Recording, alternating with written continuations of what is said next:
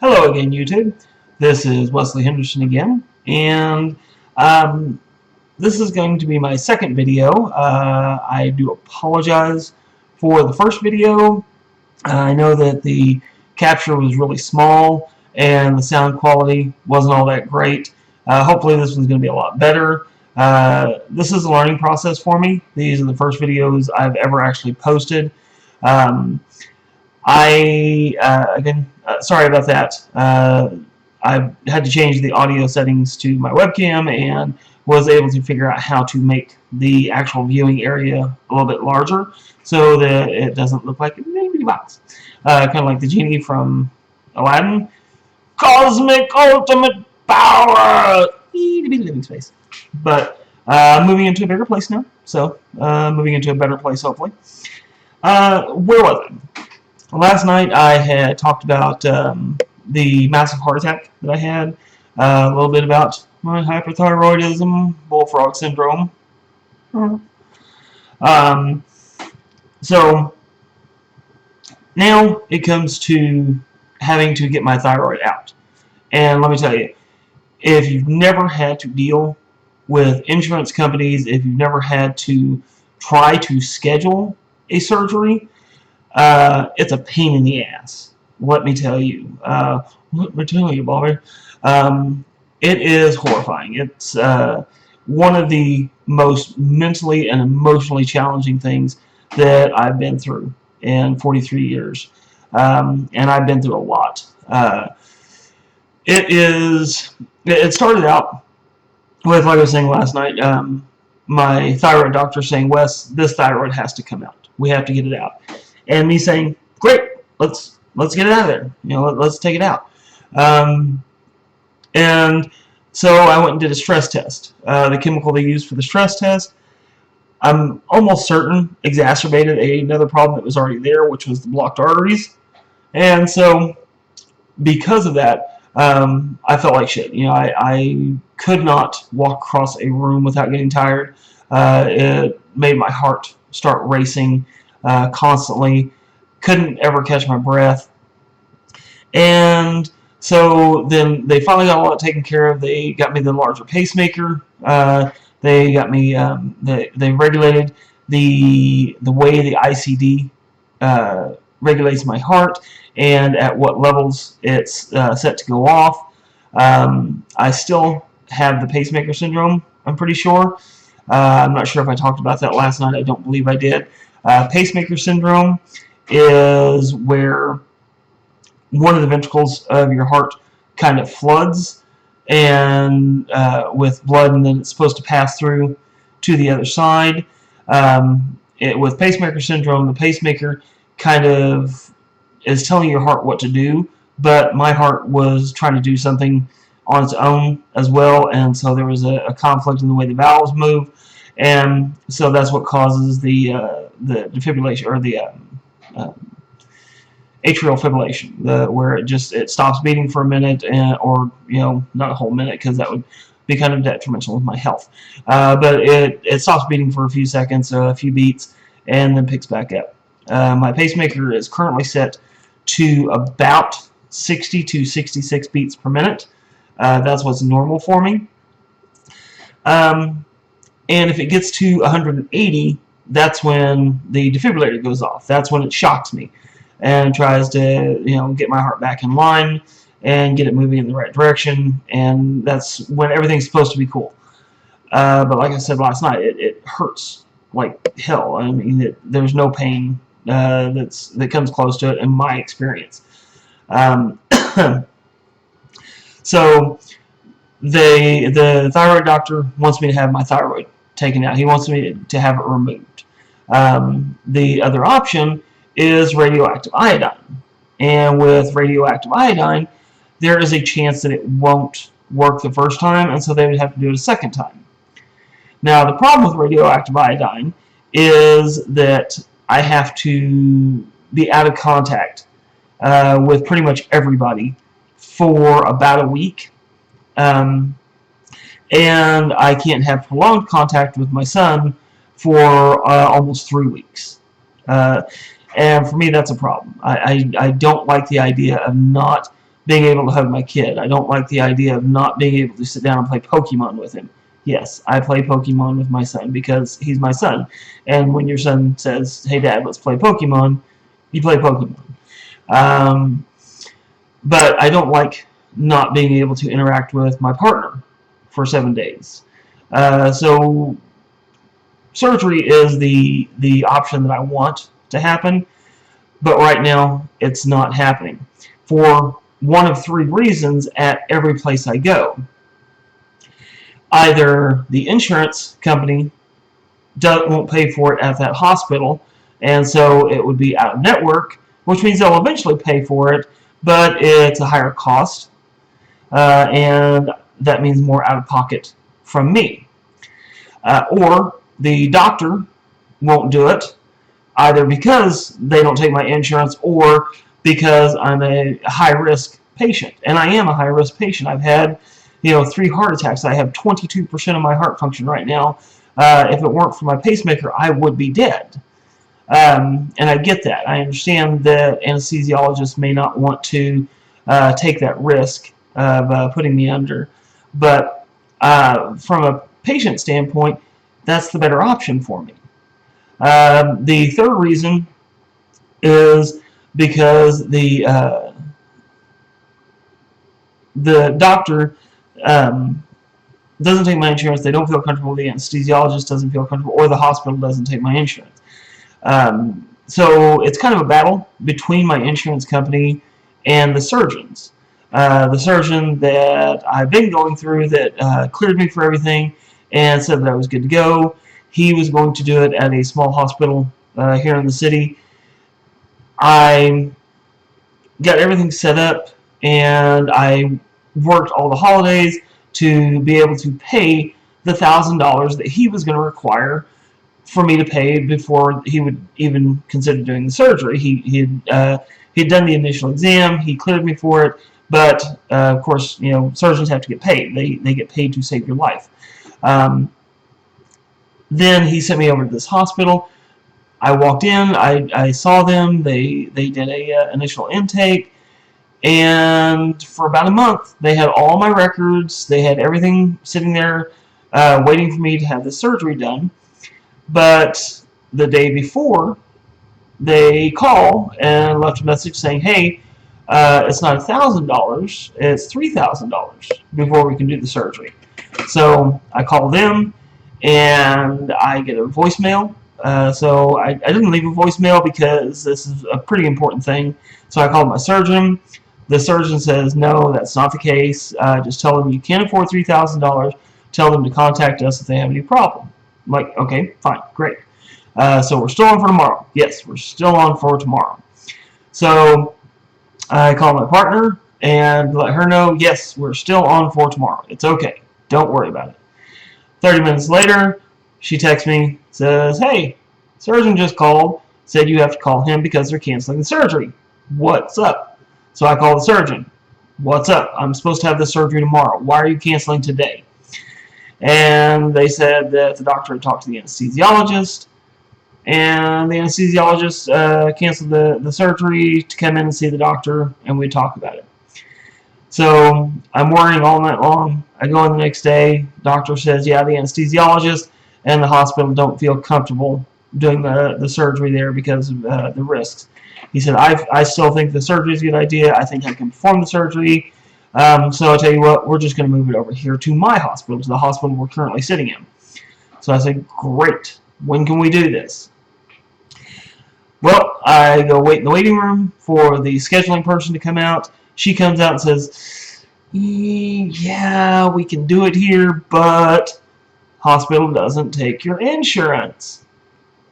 So, that's the second time that I'm rejected.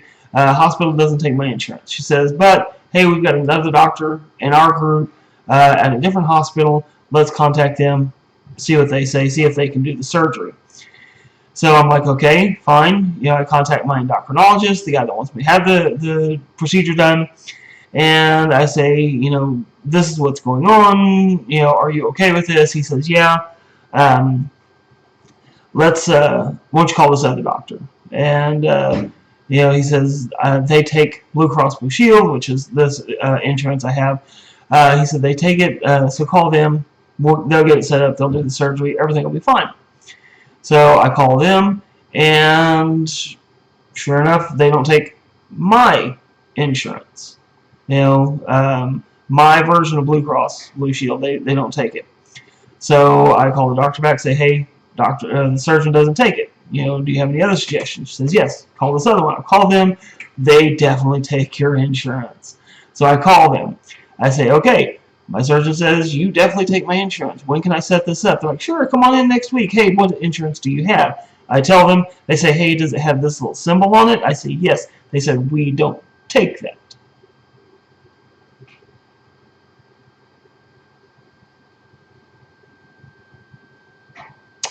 Well, shit. So I call my endocrinologist back, and they say, okay, just go back to the first one, since they'd already done a little bit of research and found somebody that might be able to do it. So that's where I'm at right now. I am caught in a crossroads between a surgeon who is fully willing to do it and a hospital that won't do it unless I give them more money and give it all up front, or a doctor that will potentially do the surgery, but it's going to be at a hospital that I'm not really comfortable with because it's not the greatest hospital in the city, but I'm not as worried about the hospital as long as the doctor is competent and as long as people have faith in him. That's kind of all I'm worried about at this point. So I'm waiting for a callback right now to see if we can get the surgery scheduled. Because if we don't get the surgery scheduled, then I have to have the radioactive iodine. The other complication on top of having to limit my contact with people for a week is the fact that when I have the radioactive iodine put in my system, they have to take me off my thyroid medication. The problem with taking me off my thyroid medication, as I mentioned yesterday, is when I'm not taking my thyroid medication, it can create a thyroid storm. It can flood my body with thyroid hormone, and that can cause another major heart attack. That's what happened in June of 2014. I wasn't on my medication. I wasn't taking care of myself, and my thyroid said, "Right, I'm done," and just went all out, and flooded my system.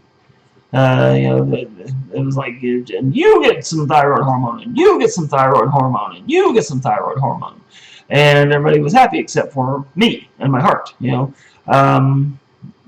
It was my thyroid was basically like the drunken teenager that invites a couple of friends over, and then all of a sudden his whole class is trashing his house 10 minutes before his parents get home, and you have to do the 80s montage of trying to pick everything up and clearing the piano out of the swimming pool. It was kind of a bad deal. So that's kind of where I'm at right now. I am waiting to hear back to see if I can to get the surgery done, because I don't want to be irradiated. I don't. It's a bad idea.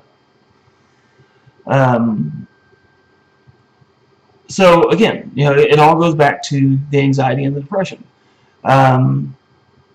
I have a surgery that can save my life that nobody can do for one reason or another.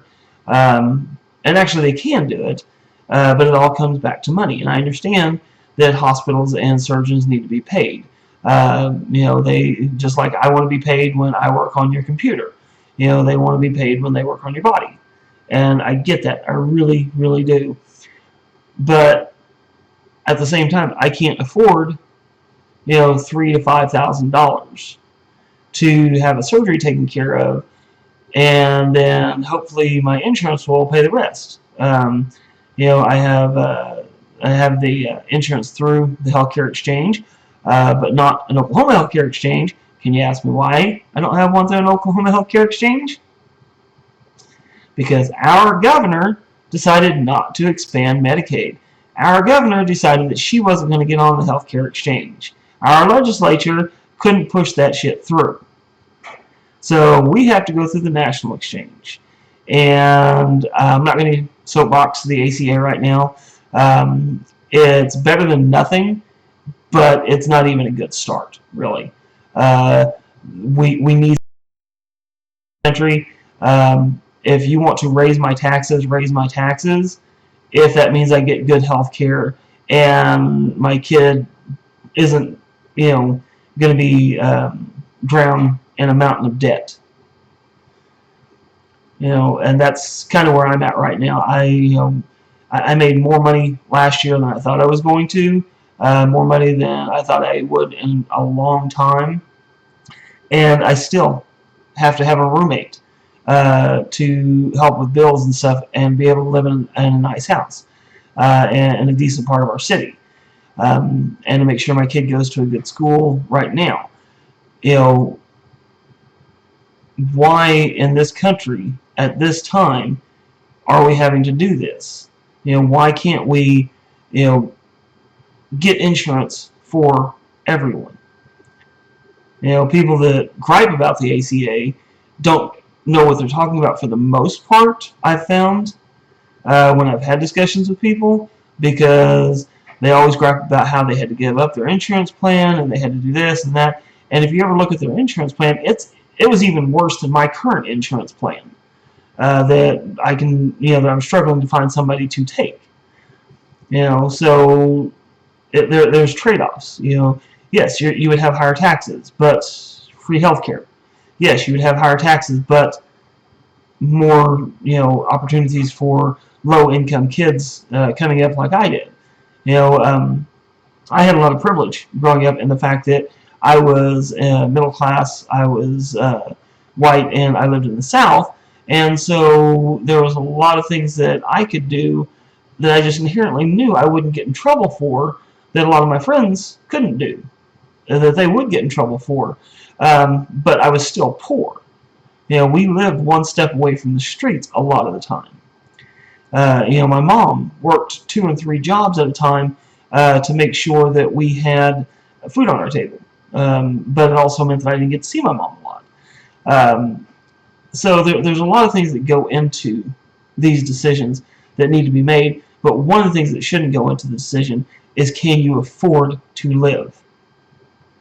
Can I afford to pay somebody to keep me from having to go to the emergency room, where they would have to do that surgery or something else even more expensive in an emergency situation? I'm trying to get it done in a non-emergency situation. I'm trying to get it done before it kills me again. And I'm not being hyperbolic in this situation. It is going to kill me at some point. This right here, I've said it a few times, it's very large. It's larger than all but like one thyroid that I've ever seen. And I have trouble swallowing. I can't do this without it cutting off my air. You try to do this. See if you can still breathe okay. I bet you can. I can't. I can't lay down in certain positions sometimes. And I have a 6-year-old and my partner who depend on me to be there for them. There's a reason that I wake up for them every day. It's because I enjoy hanging out with them and I love them, but it's also because they have to eat. My kid needs clothes. We have had a lot of help over the last several years from my partner's family and from my friends, and I shouldn't need that kind of help just because I have some health problems. Nobody should. Nobody should die in debt because they can't afford their medication. I sat and watched my mother drown in her own fluids because she was always too poor to afford good insurance. And she had to have a kidney transplant, and at the end of her life, all of her hospital and medical bills were waived because she had very caring and very awesome doctors that loved her to death. But if she had been able to get the proper care and the preventive care that she needed, she might not have had to die like that. Death comes to us all, but you shouldn't be surrounded by your family watching you drown in your own fluids and not even coherent of them being there. Now, I wasn't there when my mother actually passed away. Her brother was. But I sat with her for the last week and a half of her life. And it was one of the most painful experiences emotionally that I've ever been through. And I don't want my son to have to go through that. I don't want my son sitting there watching me slowly die. But on the other hand, that's what has to happen also in Oklahoma, because we have no way to put a stop to that ourselves. We don't have any way to die with dignity in this state. It's another thing that I'm a huge advocate for. My doctor has told me, my electrocardiologist has told me that at some point I'm going to have my heart replaced with a left ventricle device. And what that is, it's a mechanical heart. I mean, woo, cyber heart, yay, my dream come true. But not really, because he also said that after that, the next step is usually having a heart transplant, and I won't do that. I watched my mother become a de facto HIV patient because of the anti-rejection medicine that she was on. Her body, the medicine killed her immune system, and I'm not going to do that. I refuse to do that. That's, if they can grow me a heart out of my own tissue, or use stem cells to grow a heart that my body won't reject, then fine, I'll do it. But we're not at that point yet. And why aren't we at that point yet? We should be. It's because we have too many lawmakers who don't understand science. Or if they do understand science, are pandering to people who don't understand science. Once again, my soapboxes, you're going to hear me rant about this stuff. Any of them that you don't want to hear me rant about, you can skip those videos. And I will be providing, links and information on that stuff when I get to those points. But once again, thank you again for watching. Like and share. Hopefully this video is better than the last one, and hopefully as I go forward, the videos will continue to get better and better. Once again, Wes Henderson, thank you.